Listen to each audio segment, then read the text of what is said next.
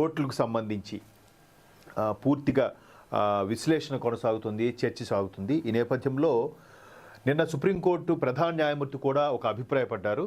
ఈ సర్ అనేది ఏదైతే ఉందో ఓటు సంబంధించిన నియంత్రణ, సెన్సిటివ్గా జరిగే ఈ నియంత్రణ ఏదైతే ఉందో దాని మీద పూర్తిగా కొనసాగాలి, ఇక్కడతో ఆపేయొద్దు. ప్రభుత్వాలు మారినా దాన్ని కొనసాగితేనే బాగుంటుంది.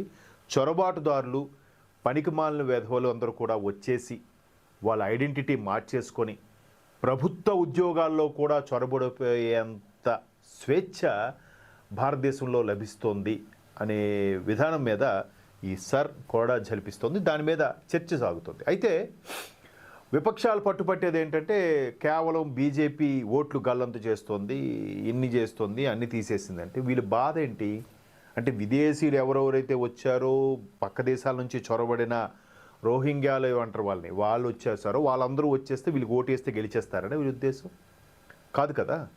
సో ఏ ఈవీఎంలు అయితే రావాలి, బ్యాలెట్ని తప్పుపట్టి అన్నారు, ఇప్పుడు అవే ఈవీఎంలు వస్తే మరలా బ్యాలెట్ కావాలి అంటున్నారు. అభివృద్ధి చెందిన దేశాల్లో కూడా ఈవీఎం లేదు, బ్యాలెట్ బాక్సే ఉందండి. అంటే ఏదో ఒకటి ఎండ్ అంటే నేడంటారు, నేడంటే ఎండ్ అంటారు, తీపి అంటే కారం అంటారు, కారం అంటే తీపి అంటారు, ఏదో ఒకటి అనాలి కదా.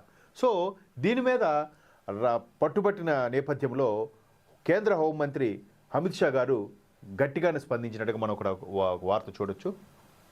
ఆ ఓటు చోరీ ఏదైతే సర్ మీద ఉందో విమర్శ, ఓటు చోరీ జరిగిపోతుంది, దానివల్ల అందువల్లే మా పార్టీలు ఓడిపోతున్నాయి, మీరు ఇది ఒక పెద్ద స్కాము, పెద్ద గేమ్గా అభివర్ణించారు వాళ్ళు. సో దాని మీద ఒకసారి అమిత్ షా గారు ఏం మాట్లాడారు ఒకసారి చూద్దాం. ఓటు చోరీ అసలు వాస్తవానికి మీదే, మీరు ప్రతిపక్షాలు ఎస్పెషల్లీ కాంగ్రెస్ వాళ్ళదే. అలాగే ఆనాడు నెహ్రూ చేసింది అదే. ఇందిరా, సోనియా గాంధీ కూడా దేనికి పాల్పడ్డారు. కాంగ్రెస్ ఓటములకు కారణం నాయకత్వ లోపమే. చొరబాటుదారుల తొలగింపులో వెనక్కి తగ్గం. అమిత్ షా, నేను లేవనెత్తిన వాటిపై చర్చకు రాగలరా అని రాహుల్ గాంధీ ప్రశ్నించారంట. అంటే కాంగ్రెస్ ఓటములకు కారణం నాయకత్వ లోపమే. Might be. ఎందుకు? మన్మోహన్ సింగ్ ప్రధానమంత్రిగా ఉన్నప్పుడు, చిన్న ఎగ్జాంపుల్ చెప్తున్నా, నాయకత్వ లోపము అనడానికి, ఆయన యుఎస్ వెళ్ళినప్పుడు ఏదో ఒక నాకు కరెక్ట్గా గుర్తురాదా సంస్కరణల మీద ఆయన సంతకం పెట్టాడు. ఇక్కడ అప్పటికి ఏఐసిసి జనరల్ సెక్రటరీగా ఉన్న రాహుల్ గాంధీ గారు దాన్ని ఖండించి తప్పుపట్టి దాన్ని తొలగించే ప్రయత్నం చేశారు. ప్రధానమంత్రి స్థాయిలో ఉండే వ్యక్తి నిజంగా ఒక ఆర్థికవేత్త, ఆయన ఎటువంటి సంస్కరణలు చేశాడు ఆయన ఆర్థికవేత్తగా ఉన్నప్పుడు మన్మోహన్ సింగ్ గారు. అటువంటి వ్యక్తి విధానాలను తప్పుపట్టి ఆయన విదేశా పర్యటనలు ఉన్నప్పుడు ఈయనగా చెప్పడం అనేది ఎంతవరకు కరెక్ట్? సో అలా అప్పుడు ఎవరైనా ఆ స్థానంలో కూర్చోవడానికి ఇష్టపడతారా? లేదే. పైపెచ్చు సీతారాం కేసరి, అలాగే ఇప్పుడు ఖర్గే లాంటి ప్రముఖులు ఏఐసిసి అధ్యక్షులుగా ఉన్నప్పటికీ పేరు పెత్తనమంతా కూడా సోనియా గాంధీ గారిది, రాహుల్ గాంధీ గారిదే ఉంటుంది అనే ఒక విమర్శ కూడా ఉంది. సో ఇట్లాంటి సందర్భాల్లో నాయకత్వంగా నా పగ్గాలు చేపట్టడానికి ఎవరు ముందుకు వస్తారు అనేది ఇప్పుడు ఒక ప్రశ్న.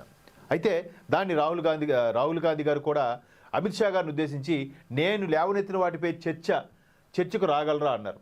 అసలు ఓటు చోరీ చేసిందే మీరబ్బా, మీ తాతగారు, మీ నాయనమ్మ గారు, మీ మదరు చేశారు. కాంగ్రెస్ ఓటములకు కారణం నాయకత్వ లోపమే. చొరబాటుదారుల తొలగింపులో వెనక్కి తగ్గం. అంటే ఎవరెవరైతే చొరబాటుదారులు వచ్చేస్తున్నారో బంగ్లాదేశ్ నుంచి కానీ, పాకిస్తాన్ నుంచి కానీ, రకరకాలుగా, అంటే పాకిస్తాన్ నుంచి బంగ్లాదేశ్ వచ్చి ఎంటర్ అయ్యే వాళ్ళు చాలామంది ఉన్నారు. ఈ మధ్యకాలంలో ఒక ఐటీ ఉద్యోగస్తురాలు ఒక యువతి 6 ఏళ్ళుగా ఒకటి పెళ్లి చేసుకుంది. ఇప్పుడు విడాకులతో బయటకు వచ్చింది. ఇప్పుడు ఆమె చెప్తున్న వ్యవహారం ఏంటంటే, ఆ మొగుడు ఎవడైతే ఉన్నాడో వాడు పాకిస్తాన్ వాడంట. బంగ్లాదేశ్కి వచ్చి ఒక 5-6 ఏళ్ళుండి అక్కడి నుంచి మరలా మెల్లగా ఎంటర్ అయ్యి వెస్ట్ బెంగాల్ నుంచి మేబీ హైదరాబాద్లో ఎక్కడో ఒక ఐటీ ఎంప్లాయీగా ఉన్నాడు. దగ్గర 26 lakhs ప్యాకేజీతో ఒక ఐటీ ఎంప్లాయీగా ఇండియాలో ఉన్నాడు. అన్ని పాన్, ఆధారు, ఓటర్ అన్నీ ఉన్నాయి వాడికి. వాడి మూలాల్లోకి వెళ్తే వాడు భారతీయుడు కాదు. అది ఆడిని పెళ్లి చేసుకొని మోసపోయిన తర్వాత ఈ హిందూ యువతి చెప్తోంది. ముందు కళ్ళు మూసుకుపోతాయి ప్రేమలో ఉన్నప్పుడు, వికటించాక ఇవన్నీ బయటకు వస్తాయి. అట్లాంటి రోహింగ్యాలు, అలాగే అట్లాంటి చొరబాటుదారులు ఇంకెంతమంది ఉన్నారో దానందరికీ సీజరింగ్ ఇవ్వాలని మొన్న కూడా ఈశాన్య రాష్ట్రాల్లో ఒక్క నియోజకవర్గంలోనే 1100 ఓట్లని మొత్తం తొలగించారు. అది వీళ్ళు కడుపుమంటది. వాళ్ళుంటి గెలిచేస్తాం కదా మనం, హ్యాపీగా కదా. అందుకే వాళ్ళు జనాభాను పెంచుకునే కార్యక్రమం కూడా అందుకే. అలా పెంచుకుంటూ పోతే కొన్నాళ్ళకి ప్రభుత్వం వాళ్ళు స్థాపించుకుంటే అయిపోయింది. మరొక నవాబు పరిపాలన వస్తుంది, లేదా మరొక ఔరంగజేబు పరిపాలన వస్తుంది. అప్పుడు మనందరం ఏం చేస్తాం? ఇది కరెక్ట్ కాదబ్బా, అలా అందరిని అనుమానించకూడదబ్బా. కొంతమంది నీతులు చెప్తారు 4 గోడల మధ్యన కూర్చొని, అది కాదు. సో అమిత్ షా గారు ఇచ్చిన వ్యాఖ్యలు ఒక్కసారి చూస్తే, నెహ్రూ గారు, ఇందిరా, సోనియా వేర్వేరు సందర్భాల్లో ఓటు చోరీకి పాల్పడ్డారని అమిత్ షా ఆరోపించారు. ఎన్నికల సంస్కరణలపై బుధవారం లోక్సభలో సాగిన చర్చలో 90 నిమిషాల సేపు ప్రసంగించారు, గంటన్నర. విపక్ష నేత రాహుల్ గాంధీ చేస్తున్న ఆరోపణలు తోసిపుచ్చారు. స్వతంత్రం వచ్చిన తర్వాత ప్రధాన పదవికి సర్దార్ వల్లభాయ్ పటేల్కు 28 మంది మద్దతు పలికారు. నెహ్రూ కేవలం 2 అండగా నిలిచారు. ఇది చరిత్ర చెప్పిన వాస్తవం. 30 మందిలో 28 మంది సర్దార్ వల్లభాయ్ పటేల్కి ప్రధానమంత్రి అవ్వాలంటే 2 నెహ్రూ గారికి ఓటేశారంట. అయినా నెహ్రూ ఎలా ప్రధాని అయ్యారంటే మొట్టమొదటి ప్రధాని, అది చూద్దాం. అయినా నెహ్రూయే ప్రధాని అయ్యారు, అది తొలి ఓటు చోరీ. మరంతే కదా.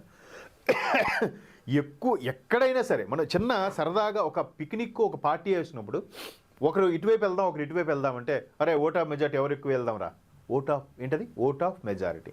మరి అక్కడ 28 మంది ఓట్లు వేసిన సర్దార్ వల్లభాయ్ పటేల్ ప్రధాని కాకపోవడం ఏంటంటే, ఇప్పటికీ $1 మిలియన్ ప్రశ్నే కదా, అది అంతు పట్టదు మనకి.